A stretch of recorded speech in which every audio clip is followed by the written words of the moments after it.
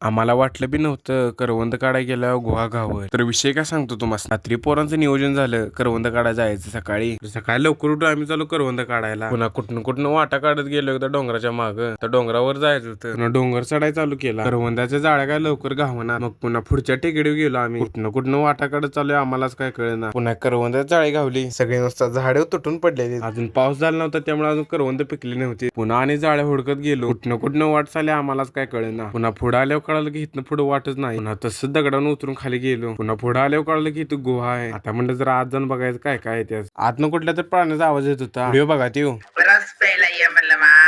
गमतीचा भाग सोडून द्या. तिथनं आम्ही गेलो पुढे करवंद काढायला. आणि कारण जरा खाऊन काय आमचं समाधान झालं नव्हतं. मग जरा आणि जरा रिस्क घेत कुठनं वाट काढली. वाट बी अशा ठिकाणी काढलेली तिथं नुसता हाडच दिसत होती. पुन्हा म्हणलं लय रिस्क घ्यायला नको, जाव्या घरला. कारण आता ऊन बी झालतं. पुन्हा लागलो एकदाच वाटला. पुन्हा गावात आल्यावर नियोजन झालं की आता पवाय जाव्या कुठं तर. पुन्हा घरात आलो आणि कापड घेऊन लागलो वाटायला. आता काही एका हिरीत पाणी नसते. आता हिरी हुडकत जायचं कुठं तर. भेटूया आता पुढच्या व्हिडिओत.